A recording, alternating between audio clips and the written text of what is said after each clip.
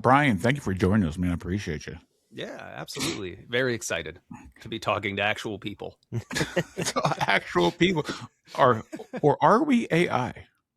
I mean, I don't know at this point. We It's all a could be. dangerous territory. All right, let's talk about your video game first, because this game is fucking fantastic. I've played it so many times. I just rebought it on Steam. I'm going to my 20th playthrough. Oh my gosh. Same here. Did you ever imagine your video game would be on the big screen? No. So, I mean, like I started, like I remember I was working, we were talking about Our Secret Below before starting here, where it's like I was working on Our Secret Below and I was doing a Kickstarter for it. And I was like, well, I want people to have a taste of what I make so they know who they're backing, right? And I was like, well, the subject doesn't really do that. And I don't really want people to see that and as like my first like thing. But I had been making small little prototypes for my Patreon, and one of them was Mortuary Assistant. I had done it for Halloween. I did it as a game jam for myself, where I gave myself a week to make something scary. And I just made this tiny room. I was like, what's scary? Well, being in a room with a dead body is scary. It's like, why would you be in a room with a dead body? It was either mortuary work or autopsy. And I was like, well, I don't want to do autopsy. That feels really technical. And like, I think there's very specific procedures you follow. And I don't know how wrapped up I want to get in those things in 1 week. I was like, well, embalming is this like interesting mix of like art and science, you know? It's both technical and just pure artistry when you're talking about like using like weird clays or waxes or whatever to like rebuild things and like all sorts of interesting stuff. So that was the setting I came up with. And it's interesting because like the prototype itself, you don't do any embalming. You just walk around the room, collect some items, and then you click on the X on the neck as like, okay, I'm about to do the thing, and the body snaps awake and creepy stuff happens. But that alone like got people really intrigued. So I put that up for the Kickstarter example. I was like, I've had this for a bit. Patrons won't mind. So I put that up on itch. And then suddenly it was like Jacksepticeye was playing it, Corey Kenshin was playing it, Markiplier played it, like all these big YouTubers played it. And I was like, oh no, because I was like, this is the game I should be making, but I'm like working on Our Secret Below. Luckily, you know, the Kickstarter was successful. That was great.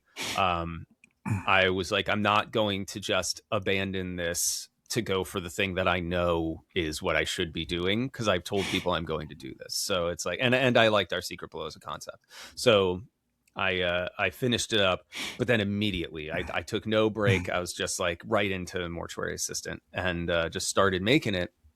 And eventually got to the point where I made the demo, and I released the demo, and everybody that had played the prototype, I went to their YouTube pages and the comments. I was like, hey, I'm just letting you know that like the demo's out now for the same thing. Thank you so much for playing it. Right. And I was trying to get like everybody to like take notice of it again and understand that I was doing something with it. And fortunately enough, it caught traction again with the same crowd for the demo. And each time I listened to what people said, what they expected the game to be, and took that in consideration when I was finishing it up and like really defining what the design was. I had a bunch of stuff that I removed and new things I added to make it. But getting to that point, I mean, that's all I was focused on. So the idea of it becoming a film was in no way in my mind, right? Even when Dread XP signed it, they, you know, mentioned offhand, oh, this would be a cool film. Is that something you'd be interested in? I'm like, well, yeah, of course. But, you know, whatever, this game needs to release and I need to be able to eat. So that kind of has to happen. That's where my mind was at. So no, I had no thought of like this actually happening, you know? Because when the trailer dropped, I was like, are they actually going to make this a movie? Because I didn't expect it to be basically a month of a trailer, and then the next month it was going to be out. It usually is it's a little bit of time. Yeah. What was like what was the process like of getting this film made, and then in like it felt like a short window. Yeah, it's really interesting because really just the marketing beats I think were what were short. Because the actual like we want to make it a film for real happened not too long after release of the game. It was maybe about maybe maybe about a year after, where we've gotten serious talks and started talking to directors and writers and stuff like that. And then it took a while. It took like another year before we settled on like, okay, this is all ready. We're ready to go. And so I was in the same boat. I was like, this isn't getting made every single time. Even we got Jeremiah on. I was like, it's not getting made. And then we got Tracy writing it, and I'm like, yeah, it's not getting made. They were building the set, and I was like, yeah, maybe not. Building the set did not have you sold yet. It wasn't. I don't know. I've always operated with a cautious optimism to things where I'm like, you know, I don't. It's been since I left AAA to go into indie. It's been I gotta work. Next thing. Because it's like I know the first game isn't going to be it. The second game may not be it. The third game may not be it. Right. And I'm like just pushing for like 5 years. I'm just going to keep going. And I think I fell into this mindset of like, okay, cool. That part of the movie thing is happening. Okay, that part's happening. And so we're just each regimented thing is happening. Okay, but I also have my things that I'm pushing forward on. And so it's all existing in this nebulous space. And so it wasn't until I was like in Missouri that I was like, oh shit, this is happening. Okay. Cool. You changed your tune very, very quickly. This is gonna actually happen. Yeah, I mean, well, I obviously when I was flying out there and we had production, like organizing my flights got delayed like a million different ways from like 3 different airports, and so they were like calling me, be like, okay, we got you new tickets here, we got you tickets for here, we canceled this thing, we're gonna have an Uber take you here, and like just the orchestrating it. I think that moment of leaving the house and stepping into that madness was like, oh, this is actually happening. Because you don't expect it, especially as a solo developer where you just build everything by yourself. You're like that's like you're forever in starving artist territory, not movie territory, right? That's always been my mindset, still is to a degree, just like constant struggle. But it was very different and an amazing experience. It really got me stoked about film and wanting to, like, I would love to do more film stuff, whether it's based on games or not, right? It was just a fun thing that I've always kind of loved anyway. Oh, couldn't agree more. Yeah. So Brian, what got you into making games? Ooh, ages ago. I was like, back before the Earth's crust cooled, and I was like 14. Was like I was making skins for models in like Unreal Tournament, and I remember I made and replaced my own sprites in like Duke Nukem 3D, and I was doing mod stuff in that, and that's what really got me first, like just interested in doing it. I was working in Half-Life's Hammer engine, and I was building levels in that and playing those on our local network in our house. And like I got into like modeling with a less than legit copy of 3D Studio Max, and and actually I started on AutoCAD 3D. That's ages ago. But like I built things and I put them in editor, and I was suddenly interacting with things that I had built, and like they were in a little world, and I was like, oh yeah, this is awesome. And a representative from the now long gone Art Institute came to my high school and was like, yeah, you can make video games for a living. And I was like, well, that sounds awesome. And so I ended up going to Art Institute, and I did 2 years of a 3-year program, and they got a lot of money out of me, unfortunately. I mean, I don't know if anybody's familiar with the history of Art Institute, but it kind of went south and is a bit of a cash grab scenario. And I think their last school closed finally like 2 years ago, 3 years ago, something like that. Yeah. But yeah, I got hired early out of college because I was posting my work online, and I did a level for my level design class that got picked up by an artist at Mythic Entertainment, showed who ended up being my boss eventually the work as like a terrain artist. And I ended up going back and forth a lot because I was really hesitant to leave school, but they gave me a test. I took the test, they gave me the job, and I was like done. And I remember very specifically not attending my Japanese pop culture class for the final, because I did not do the final because I knew that I was like, I'm leaving. I don't need to care about this. I don't need to do this. Yeah, don't need this no more. Yeah. It felt very weird because I've always been very like follow the rules type of person, and then that was like the first like I don't have to do any of this. None of this matters anymore. He just walks out of the room. I am above this now. Yeah, I'm above this class. I'm out of here. I did. It was still good. I did help, or at least had the foot in the door for a handful of people at that school to like get a job at Mythic as well. Nice. And over time, it's like one gets in and you kind of hold the door for as many as you can before it closes. That's terrible, though. I don't need this no more. I'm over this.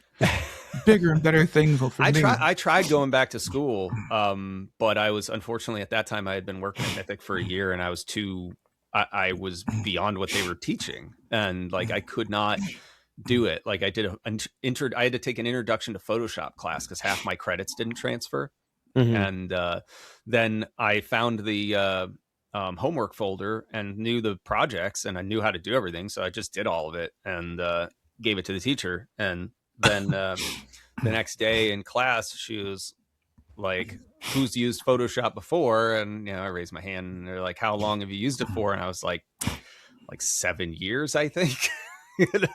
At the time. Wow. Because I had started really early, right? Yeah. And so then the teacher was like, well, if you agreed to like maybe do, because came up that I worked in the industry and everything, and she's like, well, if you were willing to like do like a lecture once a week, we could just give you a passing grade. And I'm like, I'm not gonna pay to do a lecture every week.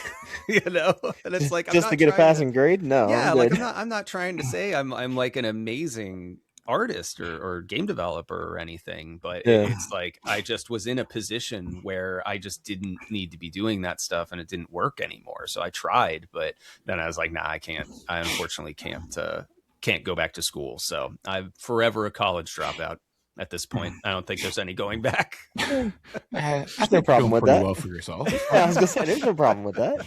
No, it worked out all right. Important message, kids. Stay in school. Yeah, stay in school. Yeah, yes. And don't have a lesser copy of a program. We don't. Yeah. No, don't do any of that.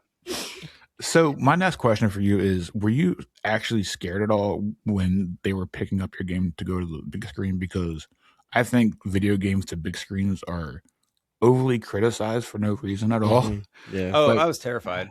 I mean, I think it's pretty well agreed that like the original Silent Hill movie is one of the better, if not the best, like video game adaptations. While not specific to the story, while not like one-to-one to the game, I think it is a successful horror story, right?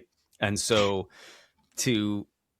out of like all the Resident Evil movies, which are also fun but crazy, and, for no reason. For no reason, and all the other things that have been made, I think that's probably the one that's like, oh, this sticks out as like well done. I have not seen the newest one. I've heard it's not as good. It's really not bad. It's not bad. No. I've heard nothing but negative things, so it's nice to hear a positive thing. If you watch them in the order you're supposed to watch one, then this one, then Revelations, then it makes sense. Okay. People were mad because they were out of order, which I get it. Okay, but look at Star Wars. They're out. If you're going to criticize that, you got to criticize Star Wars for not being in order. Yeah. I'm going to get a lot of hate for saying that, but it's true. Those people must hate Memento. Like, can't handle. No. Oh my God! Time jumps. Don't even get me started on that movie, man. Like, come on, now. You had to bring up that of all things. In all movies. He was like, I'm gonna say this. Yeah. I fucking hate that movie just for that reason. Thanks. Oh yeah, because of the jumping. Yeah. Now we got to review that next week. Just because of him. It's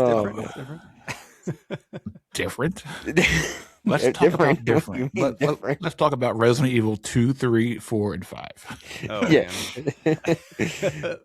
But I mean, so with that landscape, that is why I was like, I don't know.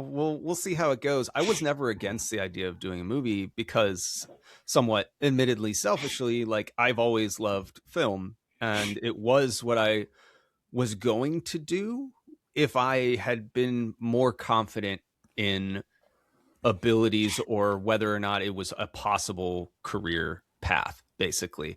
And Okay. but I ended up going into game stuff and being interested in that, so it's not like I gave up on a lost love or something like that, but it was just something that I was always into. I've always loved movies. And I did some film project stuff in college with friends, and I really loved that.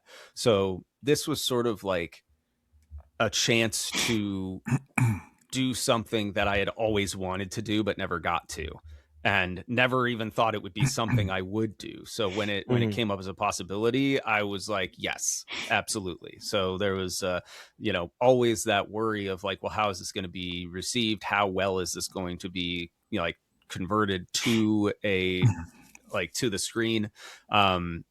So that was always in the back of my mind, but I also knew that I was like, there's no other way I would tap into this. So, let's do that. Yeah. Yeah. So did you have any kind of creative in the movie doing like artwork or anything, or was that all somebody else? So, I mean, my involvement was, I think, kind of interesting because I was involved in the like interview and hiring process of the director and the writer. Jeremiah, instantly, I was like, he gets it. He gets the characters. He gets the deeper meaning behind the game with drug abuse and stuff like that. So he was a Mhm. no-brainer. Tracy was asking all the right questions about the characters and their motivations, histories, stuff like that. And then I sort of stepped back at that point because I was like, I'm a video game guy.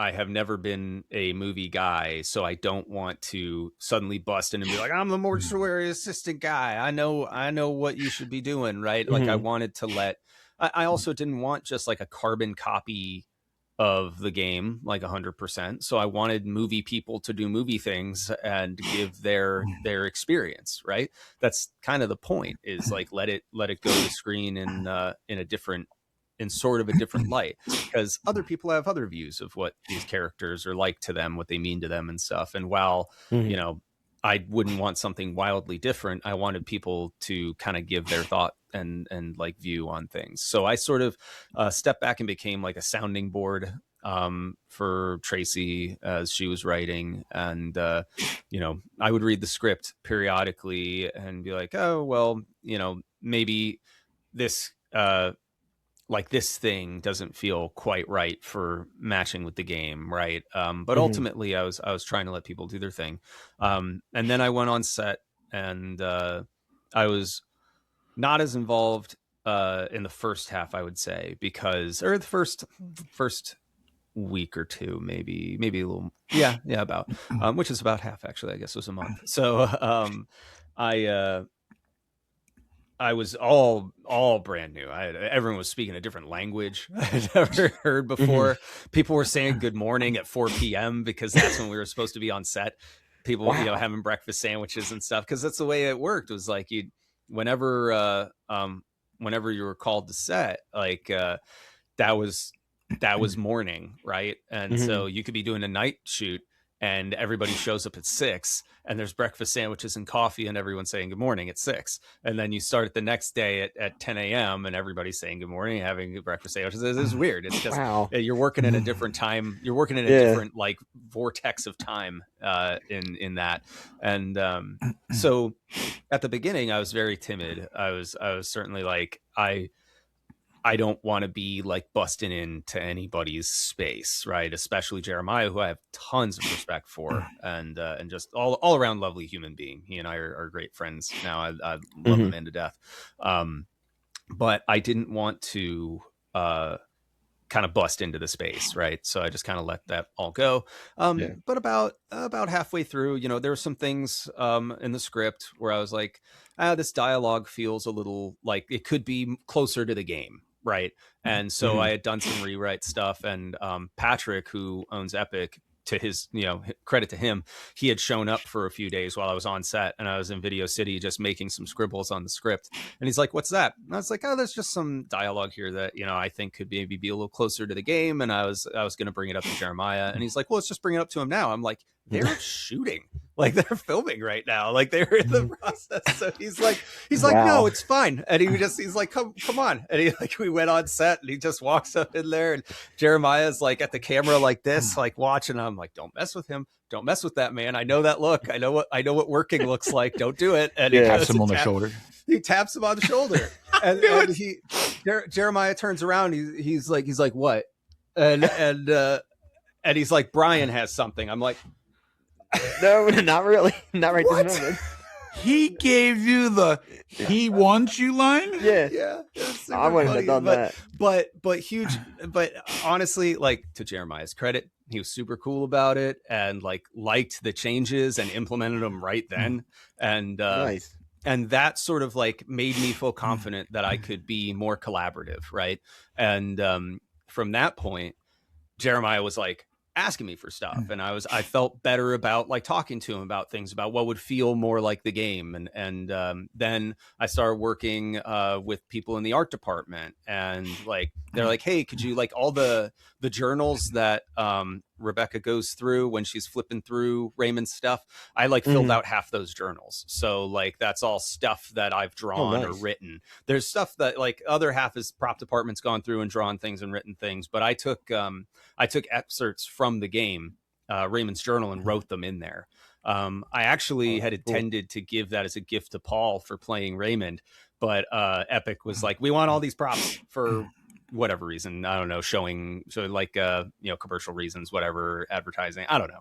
But the point was all that stuff in there is like actual stuff, and like related to the game. So that was really cool that like each thing is so rooted in the game itself. So yeah, I got more involved when it was time for the Mimic, when Mark Steger showed up and was like in the Mimic costume and everything. Like Jeremiah was like, "Hey, come over here," and we were like behind the camera together, framing stuff up and figuring out what would look cool and all that. So yeah, it was a very like cool experience where I'm sure there would have been directors that would have been like, "Get out of my space, you're a video game person." Whereas Jeremiah was like, "Aren't movies cool? Come do movies with me," and I was like, "Yeah, movies are cool, man." And that's like basically like how our friendship like started, was all that was just like this, we would for second meal, which is dinner, but that's like at the end of the day, whatever time it is,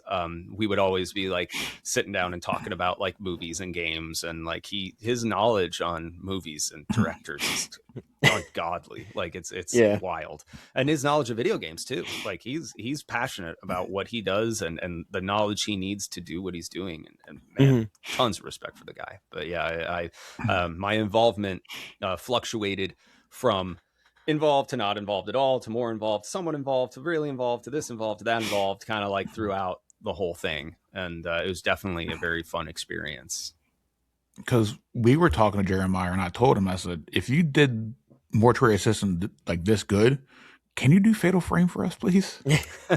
Yeah. Like, because that is, I put that game right by Mortuary Assistant. Them two games are probably my favorite games of all time. Yeah, Fatal Frame is fantastic, and that is very kind to like in the safe space. No, hey, I mean, it is. It's phenomenal. Your game has the best replay value of 7 endings. With that being said, did you have an ending picked out for the movie that you wanted?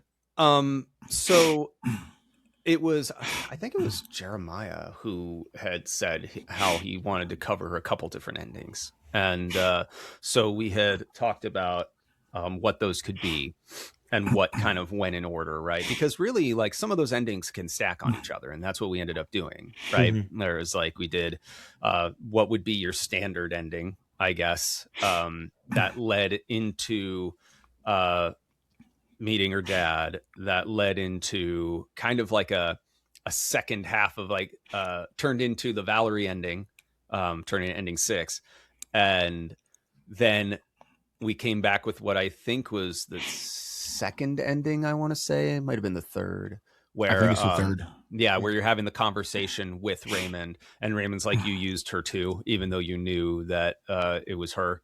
It was her blood. And like that, like those lines, those are actually examples of my influence. Like a lot of that ending is my dialogue, because I was just like, let's just make this the game ending, as long as it doesn't sound stupid, right? Yeah. And so I think the desires for the ending was like, it was tough, because we were like, well, we like aspects of all of them, so what do we do? Yeah. And it's like, well, you can really kind of combine all of them into something, and that's ultimately what we ended up doing. And obviously ending with the like she sees the mimic as like basically this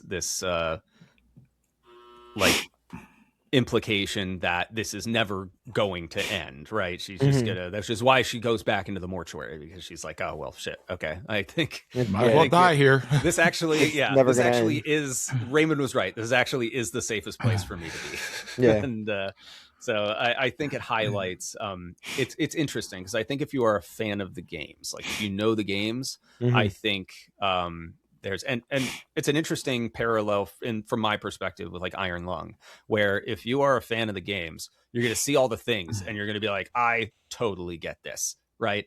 And if you don't know anything about the games at all and you step into it, you might be like, what the hell is this clay disc with little clay things? What is that? Right? And like aspects of that. So I think it's in the same vein of like, if you know, and you're like, that's really cool, which is what we wanted to do service to with all the different endings and the various nods to stuff. And if you don't, hopefully you got a nerdy friend that can tell you all about it. I was that nerdy friend.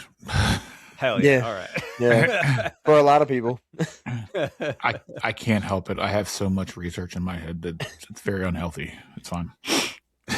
Yeah, well, I have more. I got a ton of like lore that never went into the game. All this stuff about Raymond. I had actually thought about writing a book about Raymond. Oh, okay. But now that I've like had this experience with film, I'm like, maybe I'll try to write like a screenplay for it first and see if nobody hates me for it, and see. I don't think anybody will hate you for it. That's a fun. I think it'd be a fun exercise at the very least, right? Because I did enjoy it so much. I'd love to be able to have something that was wholly written by me, and if nothing ever came from it, I could still be like, well, this is a cool thing that puts this stuff about him into some form other than parts of a design document that's years and years old at this point, Yeah, that's true. It's crazy how like you went from a video game developer, now you're kind of got the itch for a movie. I would love to do it. Well, like I said, I was into making films and stuff forever. Like I've always liked the concept and loved it. And honestly, like Jeremiah's love for filmmaking is infectious. And the experience was so unique, being tied to the game and being exposed to that aspect. I mean, I'm a dead body in the movie for like 5-10 minutes, something like that. Yeah. And so I was in the makeup trailer for like 3 or 4 hours, 2 days in a row. Like that was all a really fun experience. And so it's really hard to go through that and not want to be more involved in that, because it was different because you were a group of people that are all creatives, right? Mm-hmm. Like everybody's like doing weird stuff. And it's like, oh, what are you building out here in the middle of a parking lot? Oh, well, it's this weird rig that's going to spin Willa Holland around in a circle. And it's like, oh, that's really cool, right? And it's like every single thing is like just interesting, weird stuff. And you've got people in the props department that are painting things, doing whatever things. It's like every single person is just passionate about making something creative. And I am a huge fan of that. And, when you're on a team of for video game development, you've got all walks, because you've got like the art team, that's a bunch of creative people in one way. You've got the you've got design, which is creative in a different way. You've got programmers who are creative or not in different ways, right? And you have all of management, and it's very like, it's a very businessy experience, where this experience was a professional, like funded by a company experience, yet every single person was vibrating on the same creative frequency, which was a whole new experience to me. And it was just like, I was like, I want more of that. That was really cool. Right. So who knows? It's something I would love to do. If Patrick was super kind and liked something I wrote, that would be really neat. But who knows? It's something that is maybe a possibility. If I have the time and want it bad enough, then maybe I could write something and at least show it to somebody to say no to, you know? Yeah. To say no to.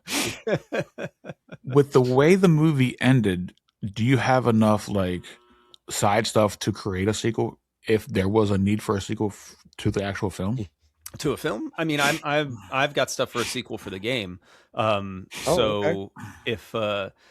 If we wanted to go a route where you could do like a hybrid thing that kind of covered both, there's material for that. But yeah, I've said before that I have story and plans for, at the very least, a sequel, but also DLC for the first game that I've been wanting to do, but Paranormal Activity is just the focus, right? I launched the game, and then I got wrapped up in, I actually ran Dread XP, the publisher. I had sort of a I'm my own grandpa situation for about a year and a half. But then I was like, I've got too much work. I got to step down. So now Hunter, the guy that I ran it with, is running it by on his own. He's the director of Dread XP now. And I got wrapped up in this creep show thing for a bit, and like just random knock on things after releasing Mortuary Assistant.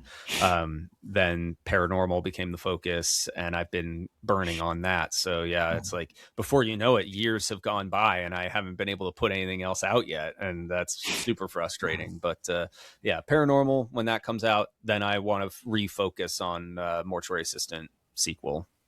Oh, DLC. Just tell me where to throw my money, dude. Yeah, just tell us where to throw the money for DLC packs, or even a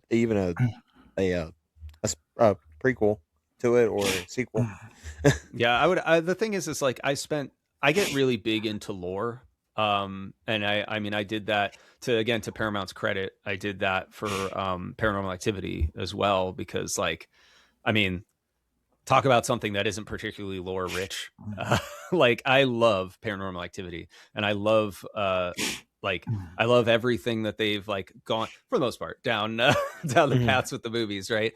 But there isn't a whole lot there other than Spooky Demon and Spooky House, right? And and then the justifications for that happening. And I need more in order to like build things. Like, I want things to feel like they have history to them, to give them purpose, so that even when I build something small, there's a reason behind it that I might reference some other time.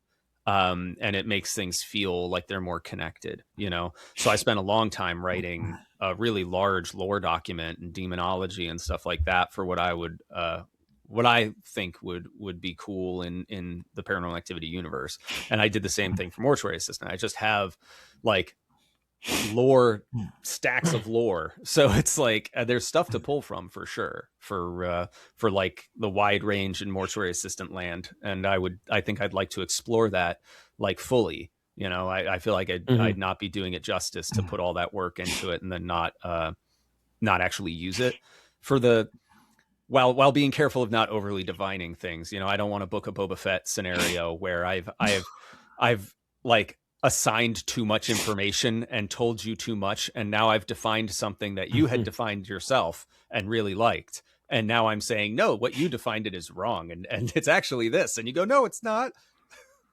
Yeah, Boba Fett doesn't run a crime ring, but you know, it's like, yeah, well, you're wrong. He does now, right? I don't want to do that. I don't want to be like, oh, it turns out it's all been a dream. It's Raymond's dream, right? And it's like, then so many people be like, no, that'd be awful, right? I don't want to do that. I don't want to like over define something either. So it's definitely a delicate dance, like using that information.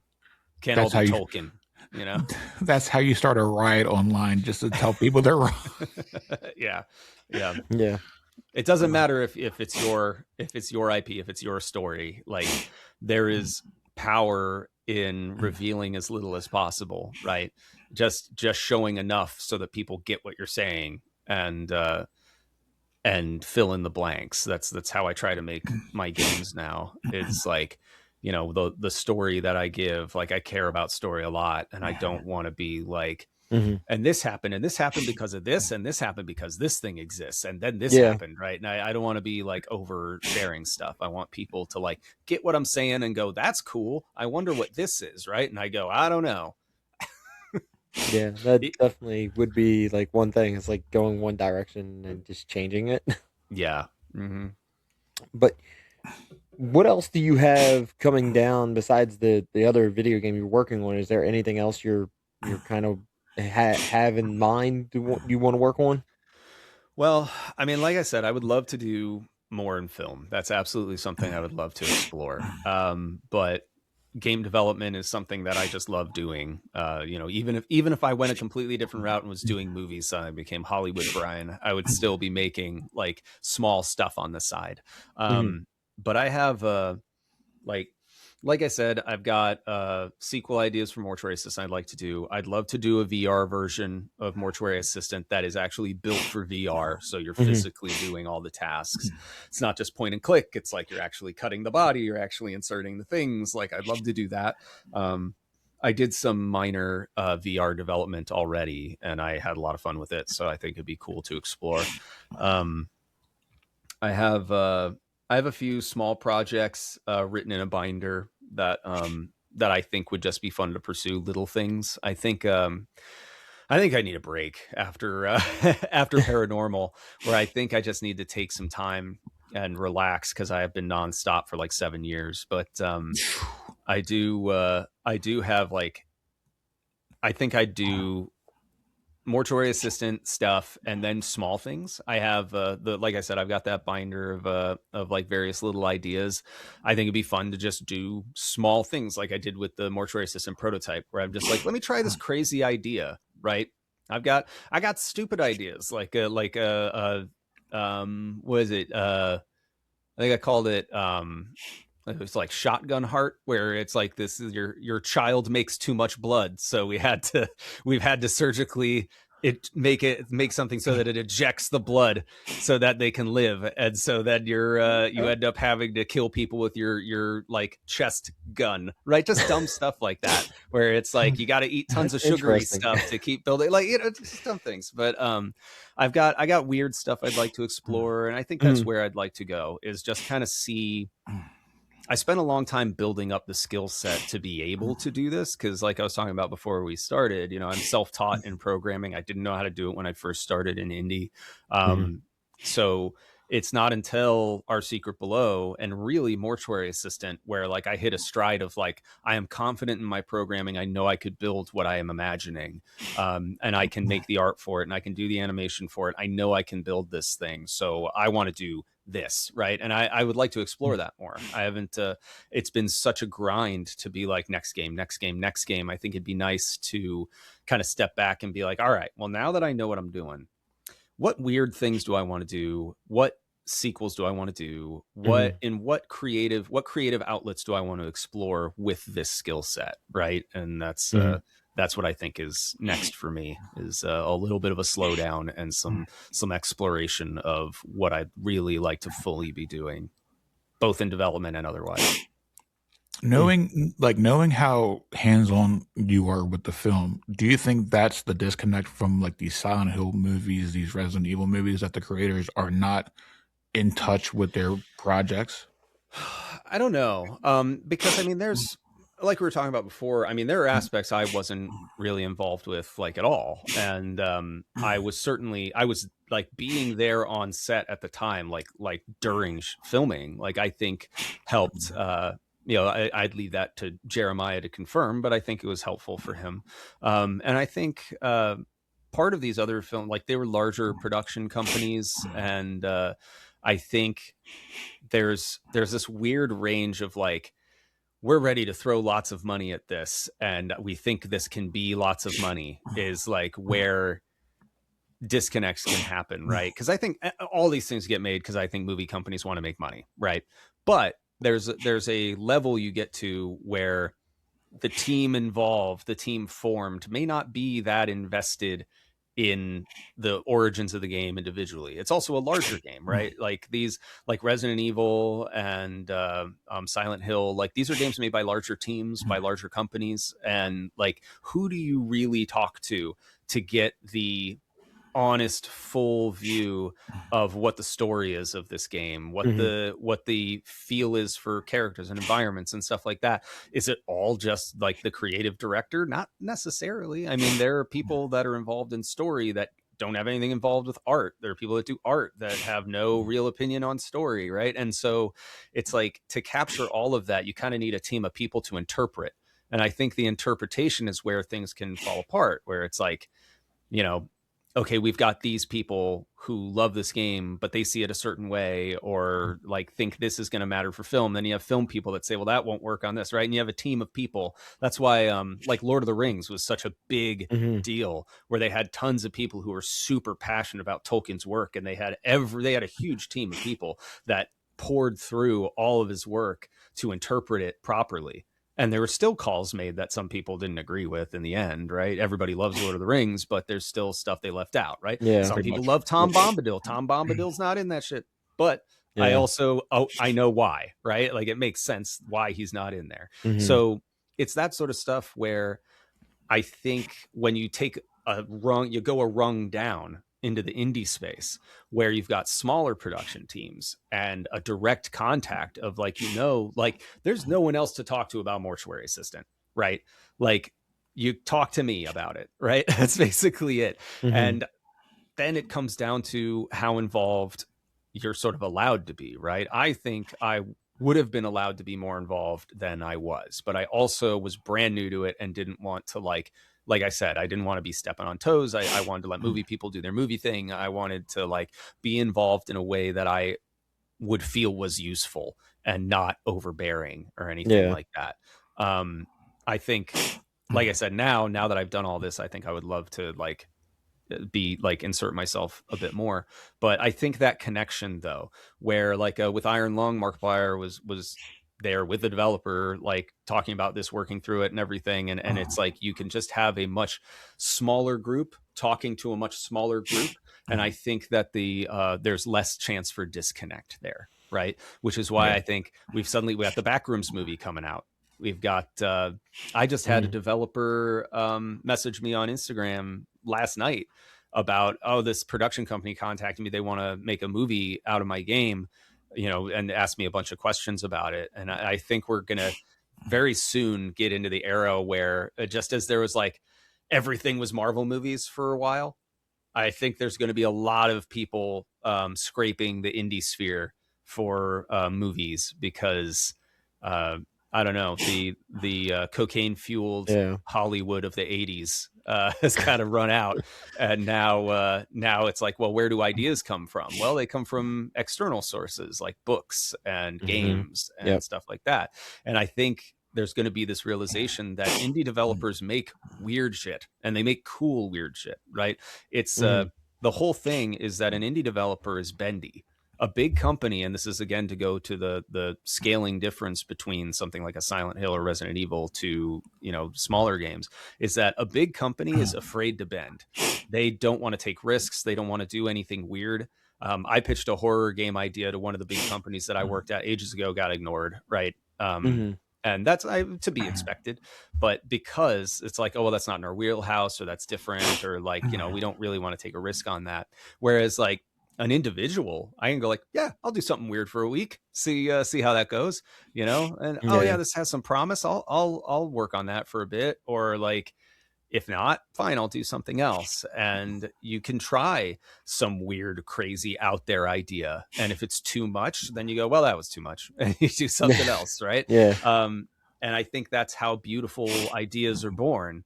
And I think that's where Hollywood's going to be looking next. Is suddenly the great eye is going to go on to indie developers and what's out there that could be turned into something. You got to Also, remember, it's usually cheaper to do.